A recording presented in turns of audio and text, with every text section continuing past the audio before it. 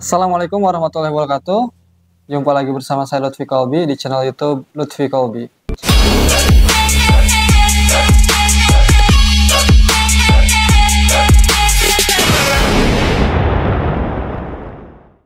Teman-teman, apa kabar semua? Mudah-mudahan sehat selalu. Alhamdulillah kita bisa jumpa lagi di konten politik di channel ini.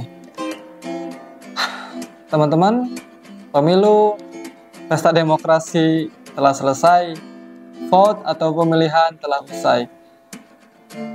Kita sekarang akan mempunyai presiden baru, mungkin nanti di bulan Oktober akan dilantik, dan kita sekarang sudah sama-sama tahu hasil versi quick count bahwa yang memenangkan Pilpres khususnya adalah 02 atau pasangan Pak Prabowo dengan Mas Gibran Rakabuming Raka. Ya, memang inilah demokrasi, ini esensi dari demokrasi. Kita harus menerima siapapun yang menerima mandat dari rakyat, suara terbanyak, ya mungkin itu yang akan menjalankan roda pemerintahan selanjutnya. Estafet kepemimpinan dari Pak Jokowi dan Pak Ma'ruf Amin yang akan dilanjutkan mungkin oleh Pak Prabowo dan Mas Gibran, karena hasil versi quick count itu Prabowo dan Mas Gibran yang memenangkan Pilpres ini, dan Pilpres kemungkinan akan terjadi satu putaran. Meskipun memang data yang masuk ke KPU sekarang baru ya mungkin 60 atau 60%-an, dan masih Mas Gibran dan Pak Prabowo ya yang memimpin hasil dari pemilu 2024 ini. Nah, bahwa hasil versi quick count bahwa Pak Prabowo dan Mas Gibran yang memenangkan, maka di hari H itu juga sore harinya Pak Prabowo dengan Mas Gibran mendeklarasikan kemenangan di Jakarta bersama para pendukungnya, bahwa Mas Gibran, bahwa Pak Prabowo itu yang akan melanjutkan estafet pemerintahan Pak Jokowi selanjutnya. Nah, kita bisa lihat bagaimana Pak Prabowo dan Mas Gibran mendeklarasikan kemenangannya di Pilpres 2024. Kita bakal sama-sama lihat video cuplikannya Pak Prabowo dengan Mas Gibran, deklarasi kemenangan Pilpres 2024. Semua penghitungan, semua lembaga survei, termasuk lembaga-lembaga yang berada di pihak-pihak paslon lain, menunjukkan angka-angka yang memang paslon Prabowo Gibran menang sekali putaran.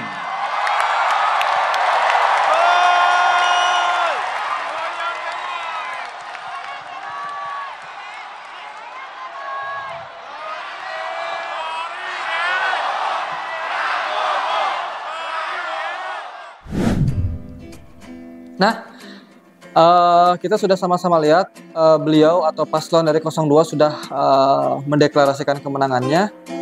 Memang versi quick count belum tentu ya, akan tetapi melihat dari perjalanan sejarah pemilu, versi quick count ini tidak jauh berbeda dengan versi nanti hasil KPU. Kendati permasalahan-permasalahan teknis yang ada di lapangan itu mungkin nanti bisa diselesaikan di sengketa pemilu atau di Mahkamah Konstitusi. Akan tetapi ketika melihat realitas sekarang, keadaan sekarang, kemungkinan besar Pilpres ini akan dilaksanakan satu putaran, dan pemenangnya adalah pasangan dari 02 Mas Gibran dan Pak Prabowo ya, atau saya balik, Pak Prabowo dan Mas Gibran.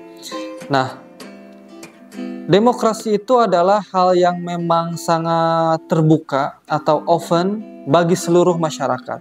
Jadi pendapat saya, siapapun yang memenangkan Pilpres ini, Prabowo, Mas Gibran, 01 dan 02 ya harus terima ya. Anies dengan Caimin harus terima, Ganjar dengan Pak Mahfudnya pun harus sama-sama terima. Dan yang paling penting, yang harus kita terima itu adalah para pendukungnya, terutama para pendukung yang fanatik. Teman-teman, come on ya. Kita mungkin kalau nanti setelah ditetapkan oleh KPU Pak Prabowo dengan Mas Gibran menang, kita dukung, kita support, kita bantu pemerintahan beliau.